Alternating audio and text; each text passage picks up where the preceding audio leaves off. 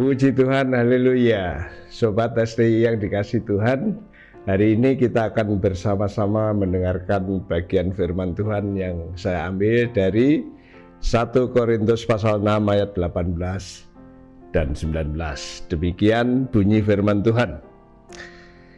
Jauhkanlah dirimu dari percabulan. Setiap dosa lain yang dilakukan manusia terjadi di luar dirinya. Tetapi orang yang melakukan percabulan berdosa terhadap dirinya sendiri. Atau tidak tahukah kamu bahwa tubuhmu adalah bait Roh Kudus yang diam di dalam kamu, Roh Kudus yang kamu peroleh dari Allah, dan bahwa kamu bukan milik kamu sendiri. Sobat STI yang kekasih, tubuhmu adalah bait Roh Kudus merupakan pernyataan sabda Tuhan yang sangat luar biasa, bahkan boleh dikatakan ini radikal bagi orang Yahudi maupun bagi orang Yunani. Kenapa? Karena bagi orang Yahudi Allah itu maha suci, Allah itu transenden, non jauh di sana. Tak mungkin dia tinggal di dalam diri manusia, apalagi manusia itu non Yahudi. Orang Yahudi paham jika Allah tinggal bersama umat, itu dia di kemah suci. Ingatlah pada zaman Musa ketika orang-orang Israel keluar dari Mesir ke tanah Kanaan.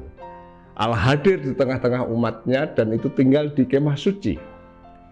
Tapi nanti ketika sampai di tanah Kanaan, kemudian zaman demi zaman berlalu, ketika Daud merindukan hadirat Allah untuk tinggal bersama umatnya, Daud merindukan membangun bait suci. Sekalipun Salomo anaknya yang akhirnya membangun bait suci. Sehingga kalau Allah hadir bersama umatnya itu tinggalnya di bait suci yang ada di kota suci Yerusalem. Itu sebabnya ketika orang Israel ada di pembuangan di Babel misalnya, mereka merasa tidak ada hadirat Allah karena Allah hanya ada di kota suci, di bait suci, tentunya di tanah suci di situ. Jadi sulit bagi mereka untuk berkata bahwa Allah itu sekarang tinggal di dalam diri manusia, apalagi manusia itu non Yahudi. Demikian juga bagi orang Yunani itu juga sulit. Kenapa? Karena filsafat Yunani berpikir bahwa dalam diri manusia ada dua unsur, yaitu tubuh dan jiwa, jasmaniah, rohaniah. Orang Jawa bilang badan kasar, badan halus. Yang suci dan abadi adalah jiwa. Yang berurusan dengan surga itu jiwa dan bukan tubuh.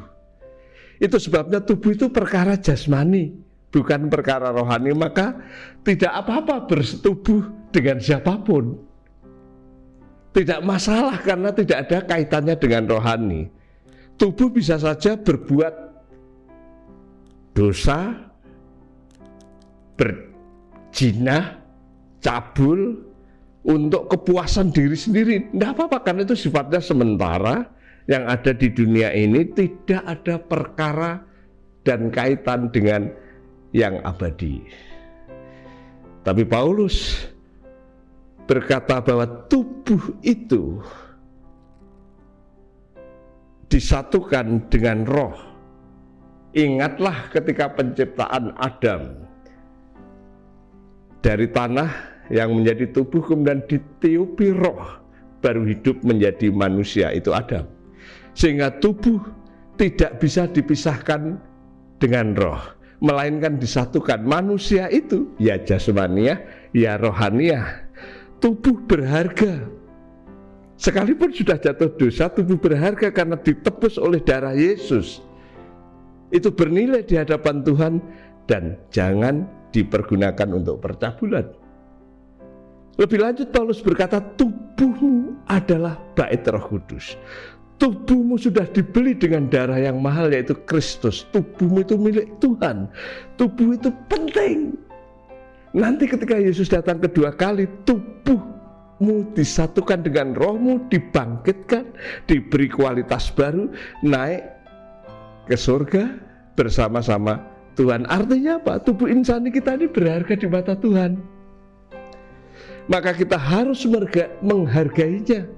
Jangan diobral dan jangan digunakan untuk perbuatan-perbuatan yang nista.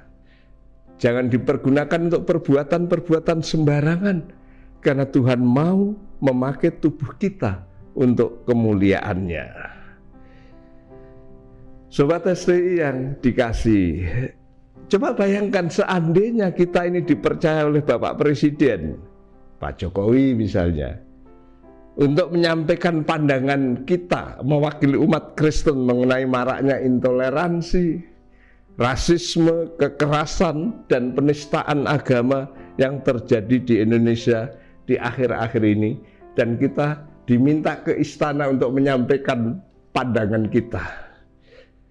Tentu kita berpikir apa yang kita persiapkan?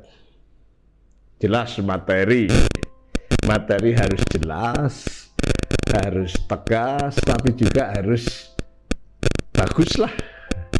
Pidatonya, mungkin metodenya juga harus bagus. Pasti kita berpikir kostum apa yang kita pakai, dalam arti penampilan juga harus bagus, tapi juga pasti kita harus sehat dan segar. Mungkin gagah kalau laki-laki, kalau wanita mungkin harus anggun seperti itu. Artinya apa? Ketika kita dipercaya oleh Presiden, kita harus mempersiapkan totalitas termasuk penampilan dan tubuh ini.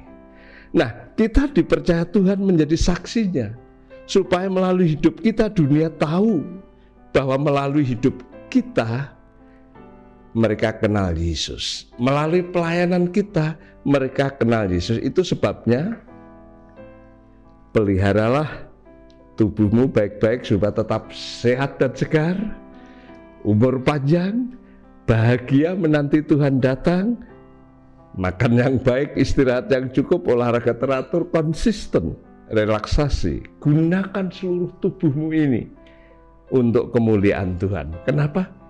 Tubuhmu adalah bait Roh Kudus. Kita percaya bahwa kita dipakai Tuhan untuk menjadi saksinya melalui hidup kita.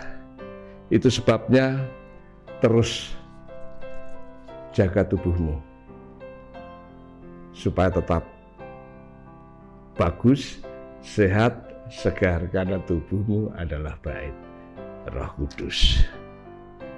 Tuhan memberkati. Mari kita berdoa. Bapa yang di surga, kami datang kepadamu berterima kasih karena Engkau mengingatkan kami bahwa tubuh ini sudah milik Tuhan karena sudah ditebus Tuhan. Tidak baik kalau digunakan untuk hal-hal yang tidak mempermuliakan Tuhan. Sebaliknya, kiranya tubuh ini dijaga, dipelihara, dirawat baik-baik supaya tetap sehat, segar, bugar, dan dipakai Tuhan untuk kemuliaan nama-Mu, sehingga melalui tubuh kami orang banyak mengenal Yesus ada di dalam diri ini. Dalam nama-Mu kami mengucap syukur dan berdoa. Haleluya. Amin.